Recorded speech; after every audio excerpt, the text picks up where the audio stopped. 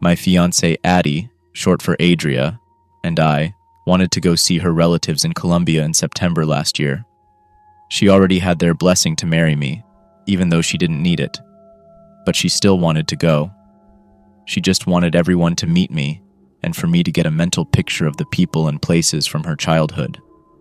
The open fields behind the Soto house, land of the rolling tractors.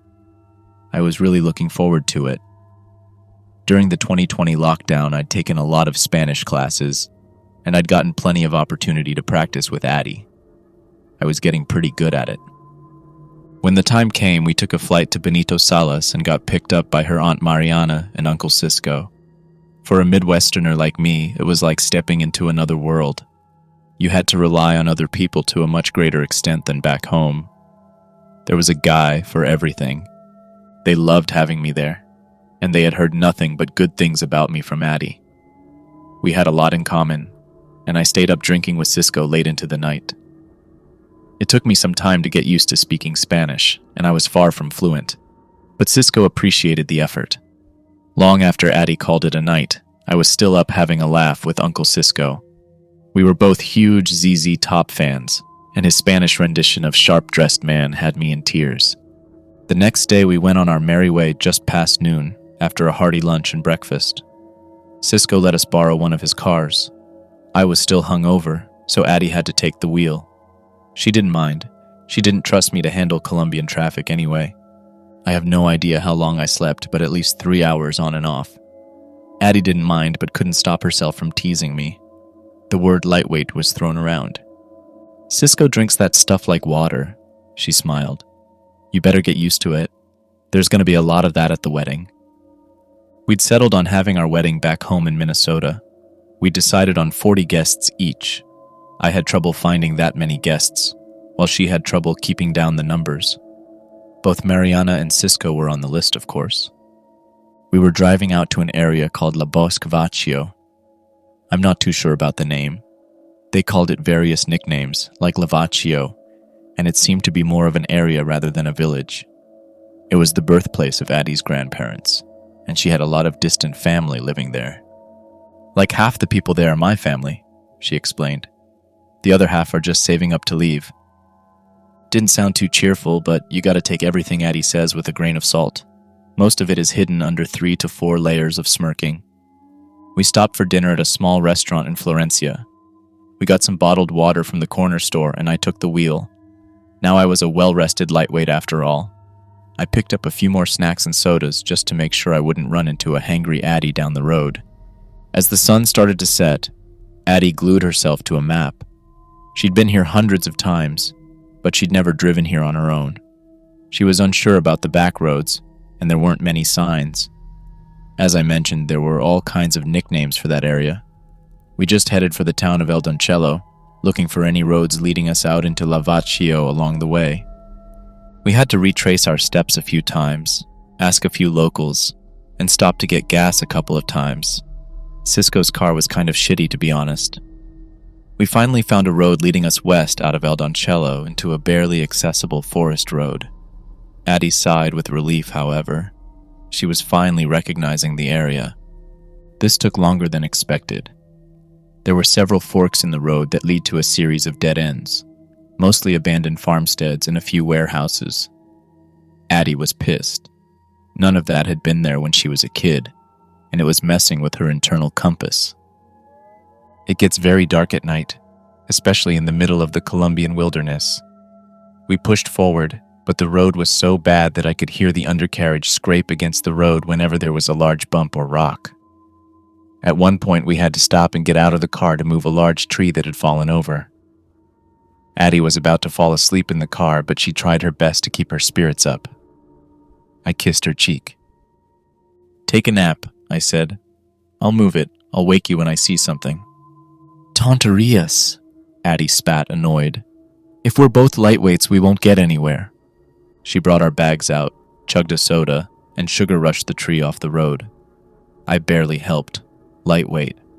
What an amazing woman. We moved the tree out of the way, and Addie just stopped to stare down the road for a while. This was it. This was the road to Lavaccio. She didn't need to say it. I could see her relaxing. "There's at least 24 buildings up ahead," she said, "just further down the road with a sharp turn at the well." "And then it's straight to bed? No drinks with any uncles?" "No drinks," Addie agreed. I knew what she was about to call me, but the word never came. She just smirked at me. Her smirk faded with a strange metallic sound. There was a careful pitter-patter of paws against the dry mud. We turned back towards our car, only to see a pack of wild dogs. There had to be at least 9 of them, ragged and mangy. Except it wasn't us that they were circling. No, they were gnawing on the car. One of them was standing on the trunk of the car, pressing its teeth against the metal. Another was gnawing on the side of the open passenger door. One was considering taking a bite out of one of the wheels, but settled on a hubcap instead. They were so ferocious that their teeth bent and buckled against the metal, but it didn't seem to stop them. Instead, they were just growing more desperate, cutting themselves against the sharp edges. Addie took a step forward towards the car to scare them off, but I could tell something was wrong. The dogs weren't backing down. Instead, they stepped up, growling through bleeding gums. They were protecting the Alpha, a particularly large white dog. It had blood all over its mouth, making its teeth look like protruding bones from a fresh wound. The pack was ready to accept the challenge, and Addie quickly realized we were outnumbered. We backed away, watching the dogs crawl and bite all over Uncle Cisco's car. The Alpha, calmly, started biting the edge of the hood cover. We continued on foot. Luckily, we had our bags. It didn't take long for the headlights of the car to go out, leaving us in darkness. I grasped Addie's hand and just kept heading straight down the road, turning a sharp right at the well. It was uncomfortable not knowing what could be waiting on the dark road, just under our feet, and there were a lot of unfamiliar sounds all around us. Even Addie seemed distressed. The image of that large white dog had been burned into our eyes. The forest suddenly opened into a large open field. As a rusted sign told us, this was La Bosque Vaccio, one enormous field in the middle of a forest leading up into the mountains. The entire area had a slight lean to it, making every step forward seem like a tiny bit uphill. Along a main road were 12 houses on each side, mostly small one-story buildings, but 2 larger houses at the very end, along with several storage sheds. Not a single car and not a single light. In the dark, it looked abandoned. As we walked up the main road, it hit me just how quiet it all was. Addie was getting anxious. Then, just a bit further down the road, there was a figure walking towards us. "Hey!" Addie called out. "Are you Soto?" The family name. It was equal parts name and verb in these parts. To be Soto was not just to be a family member, but to live up to their principles and values. "Who are you?" the man answered. "Alvarez?" He was biting on some kind of beef jerky, having real trouble chewing it. His head twitched as he pulled off little pieces, swallowing them whole. "The others are out," he continued. "We'll be back in the morning." "What are they doing?" asked Addie. "What's going on?" "Who is he?" he asked. The man just stopped chewing. It was dark and I couldn't see him, but I saw that his head stopped moving. He was staring right at me.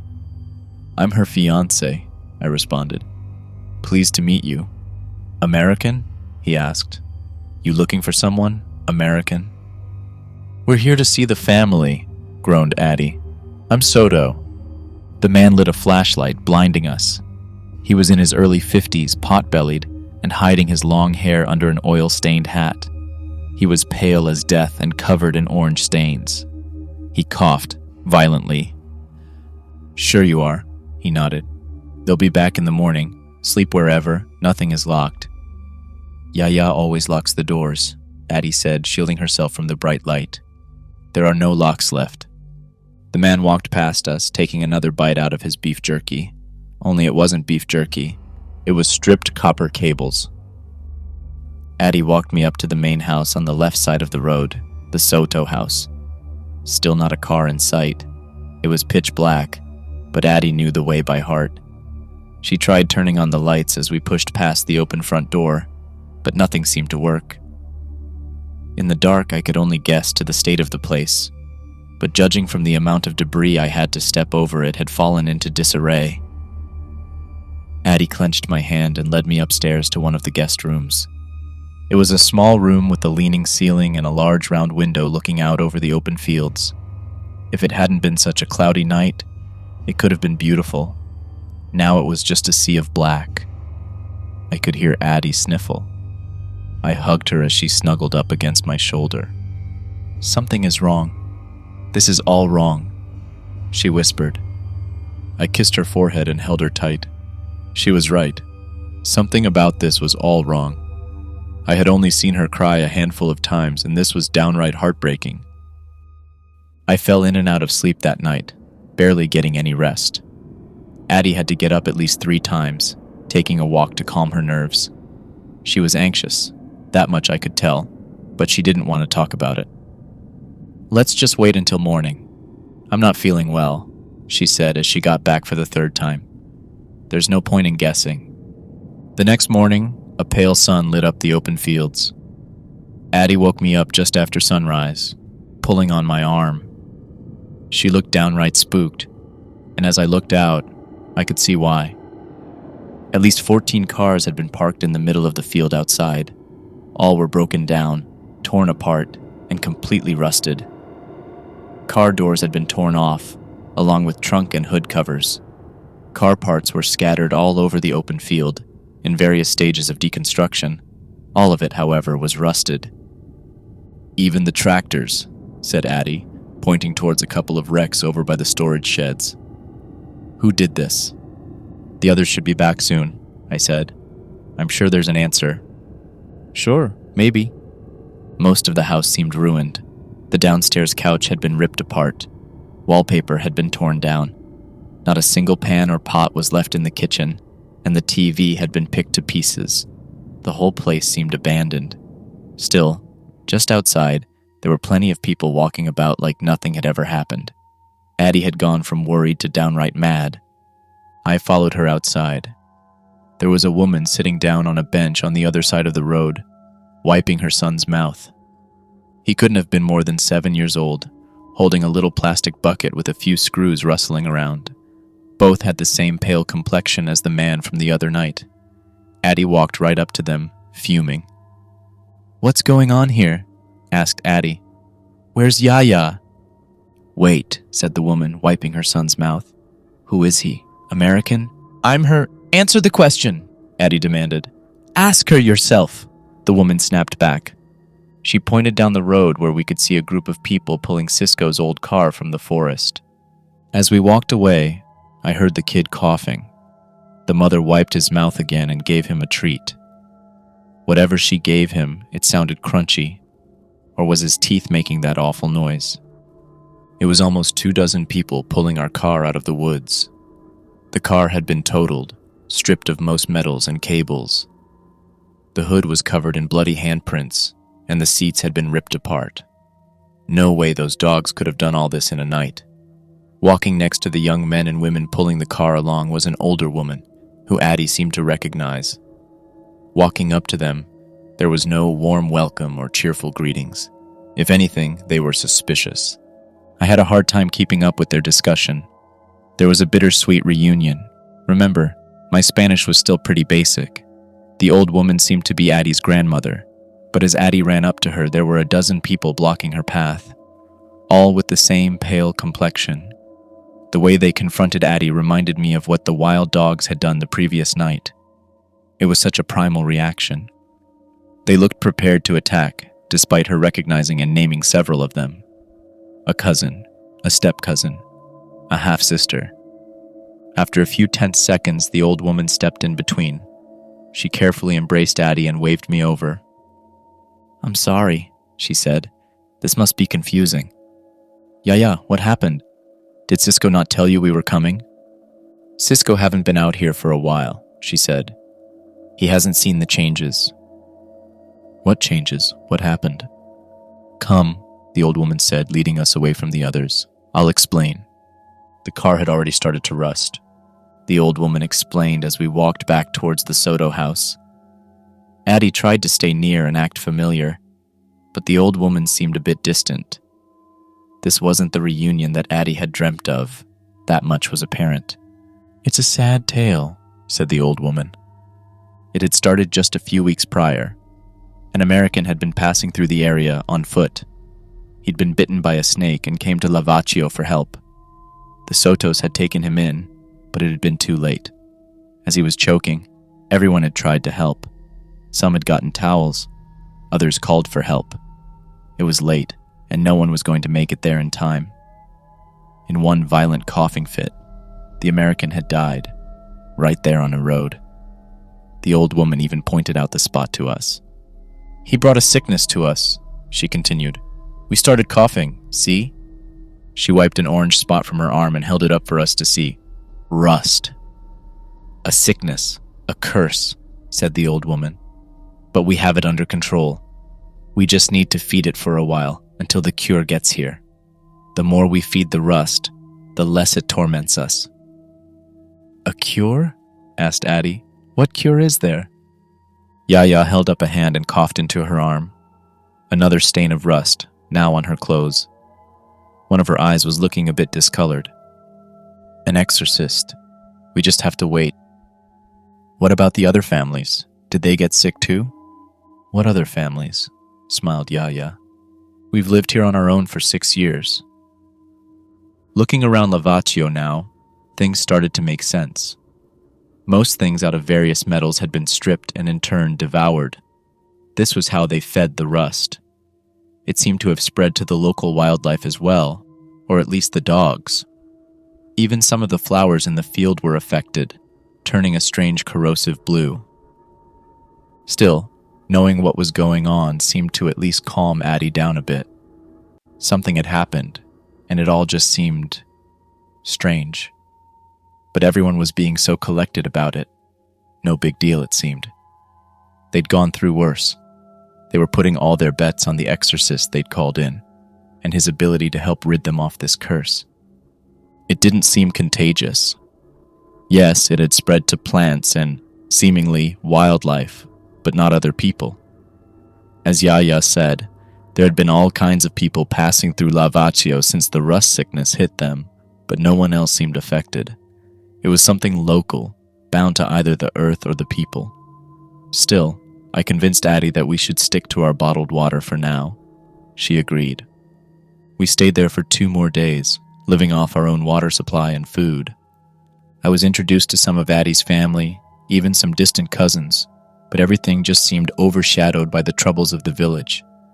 There were no celebrations, no welcomes, no drinks long into the night like with Uncle Cisco.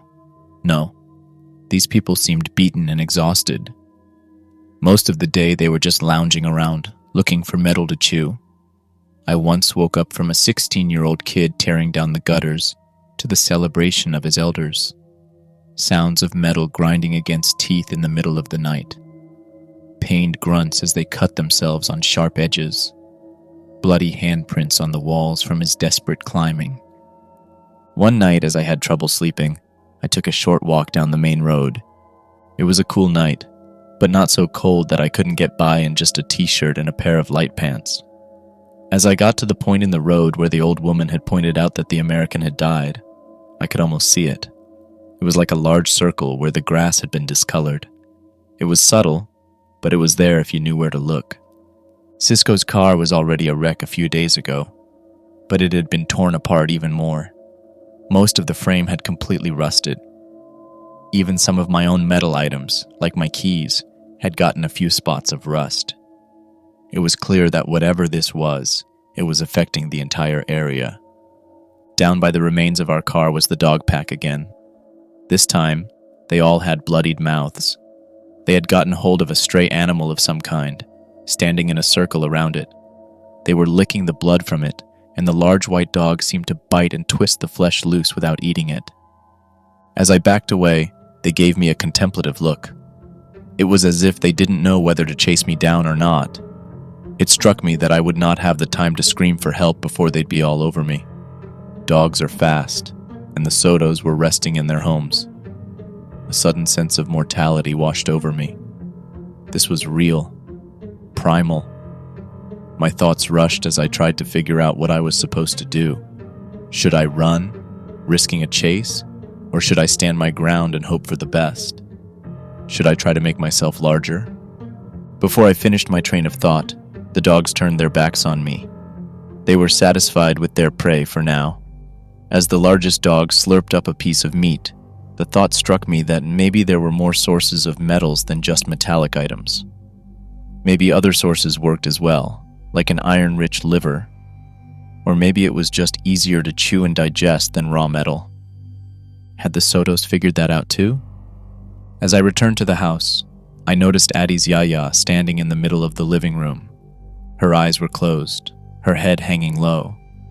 She was this short, frail woman, but I got the impression that there was more to her.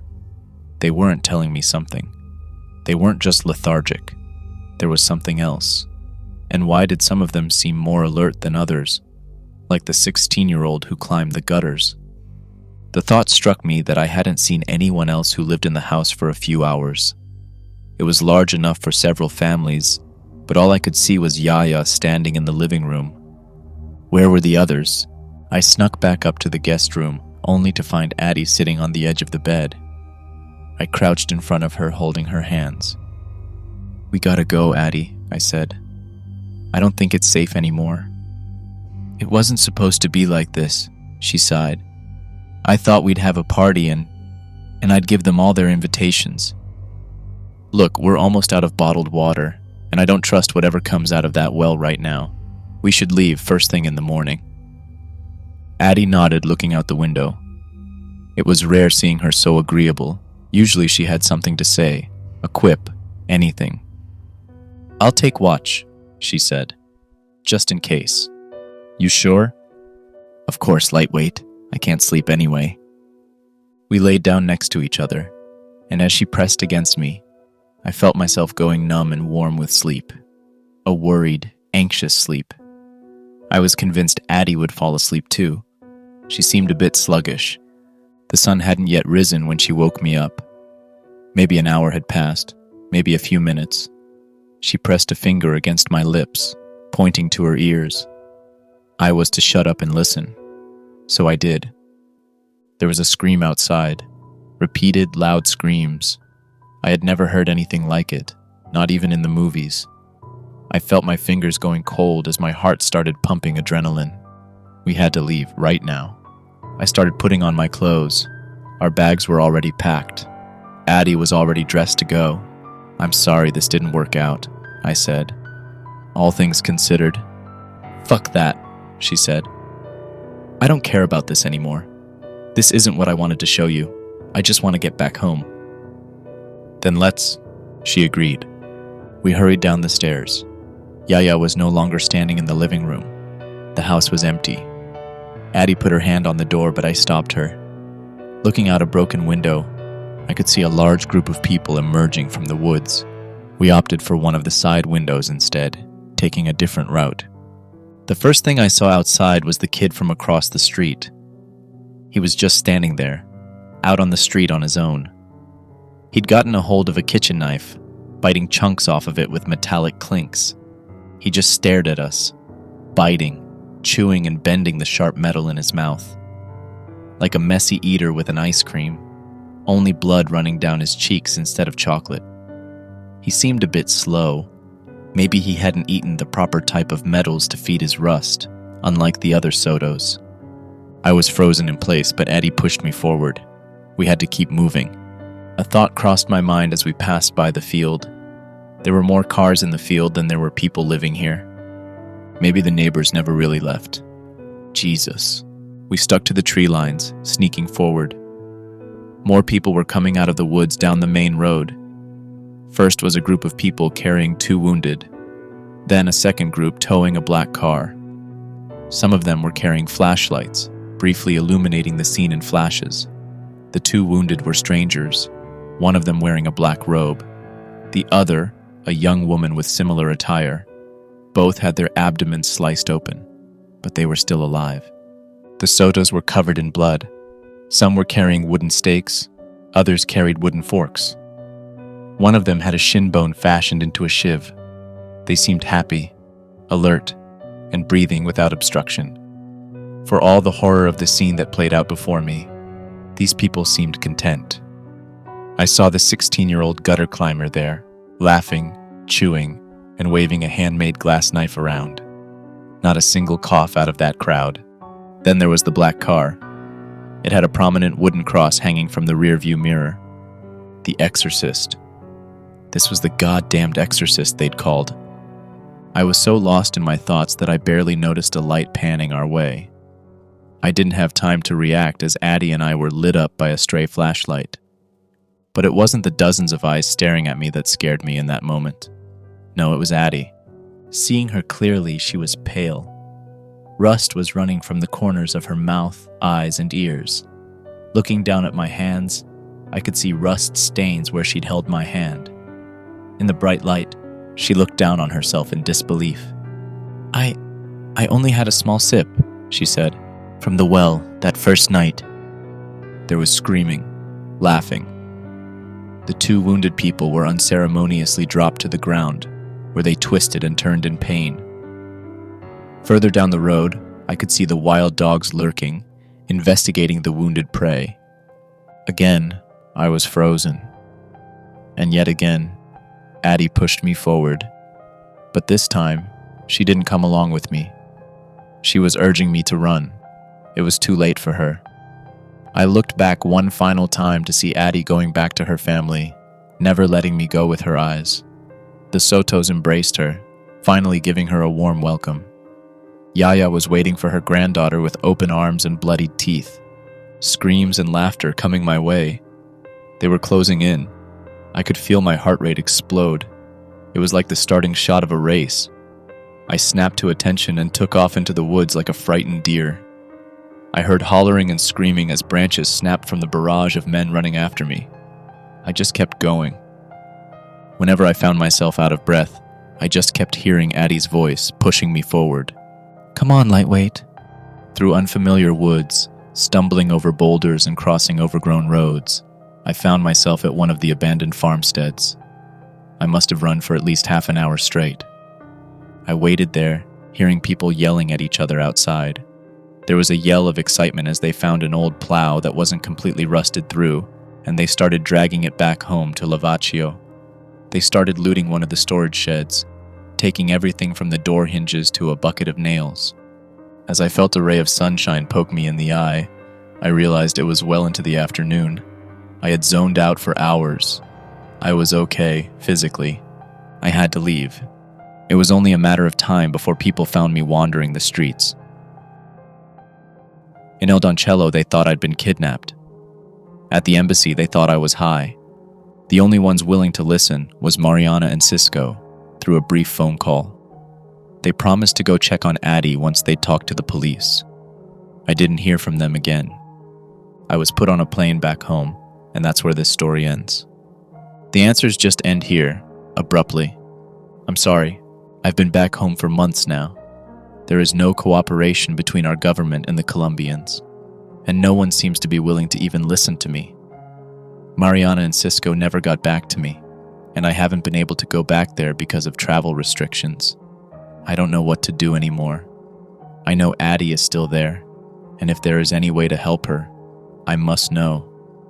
I don't know what to do. I miss her so much.